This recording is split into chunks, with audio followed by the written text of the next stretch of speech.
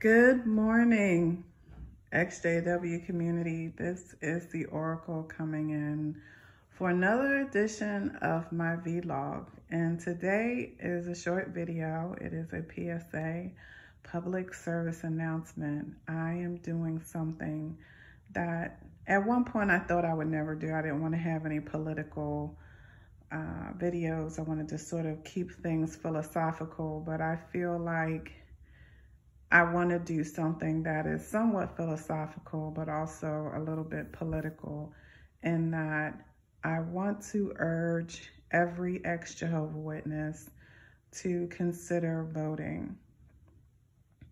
And I hope you're having a wonderful day. And this is specifically for people in the United States, but also for the Jehovah Witness community at large. I did a video, I think it's been about 2 years that I've been doing videos. For those of you that are new to my channel, I am not in any way, shape, or form a popular ex-Jehovah Witness, but I feel like my voice is just as important as any other ex-Jehovah Witness. And I always say, get to know every voice in the ex-Jehovah Witness community, because I think we all add a little something to help with people that are on their journey to awakening.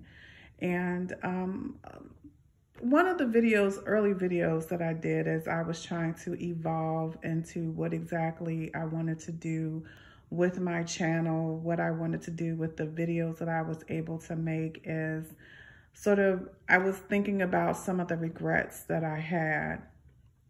And as I was going through top 10 regrets, one of the many regrets I had was when I stopped being a Jehovah Witness, which is years and years ago.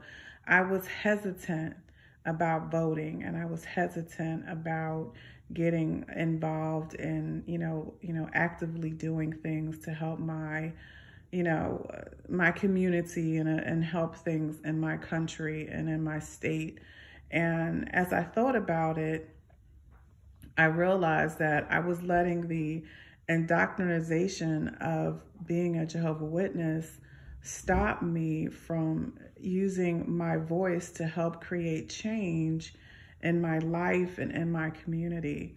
And I want to say that my husband, who is an educator and who, teaches on, U.S. Constitution and on things like that, has really helped me. But I remember my first time voting, and it was really life-changing for me, because I really felt that I was doing something to help create change in my life.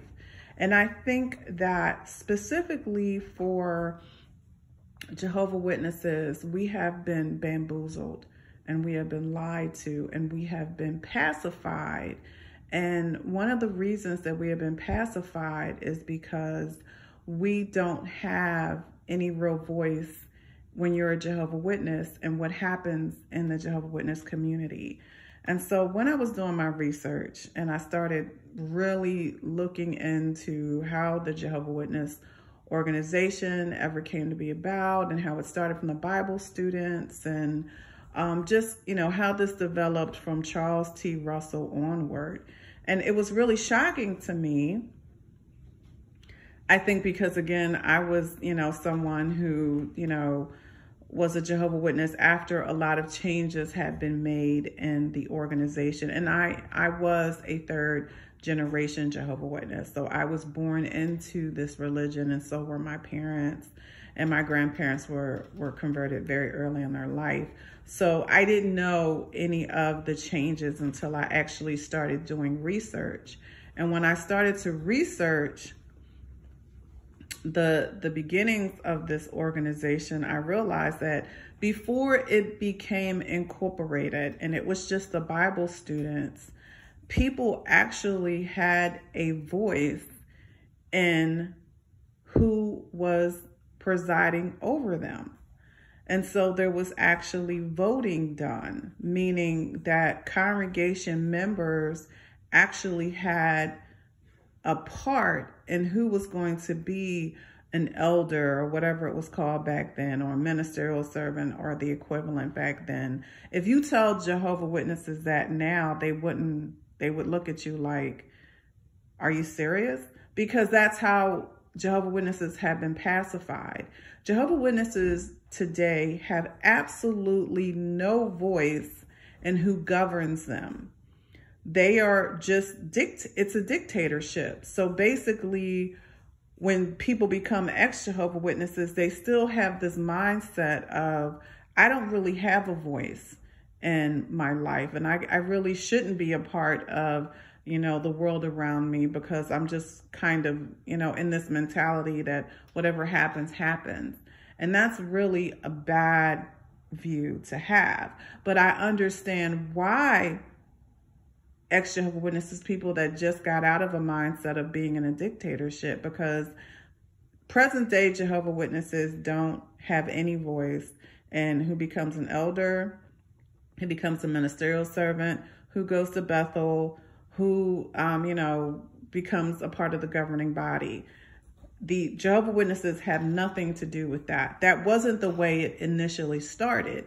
Now, I did do a comparative on the Catholic Church, and I'm aware of how other, you know, faith-based organizations and religious work, and most of them have something in place where the members actually have a voice in who is leading them.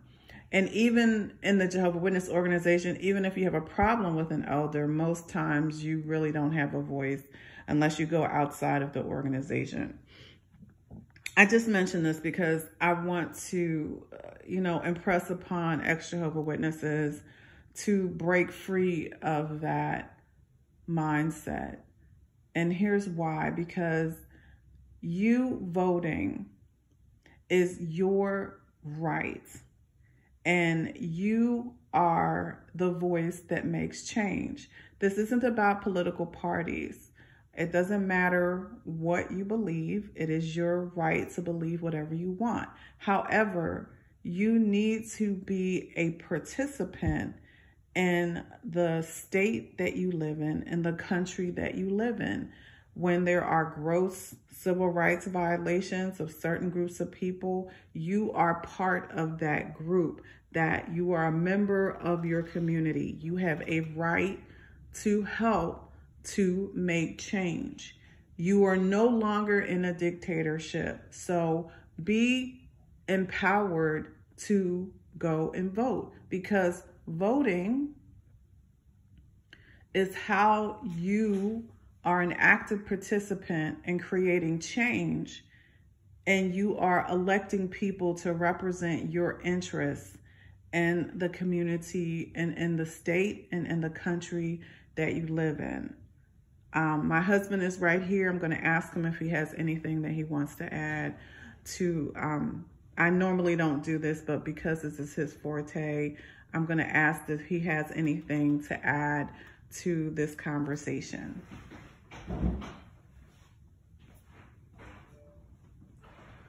Well, just remember this: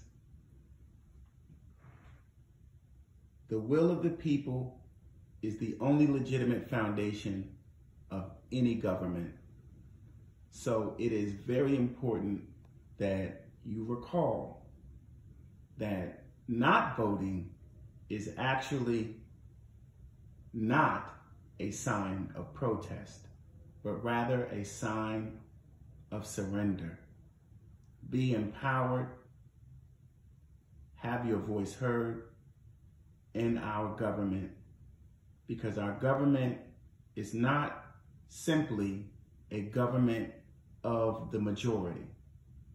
It is a government that is made up of the majority who actually participate. Have your voice heard. Thank you, darling.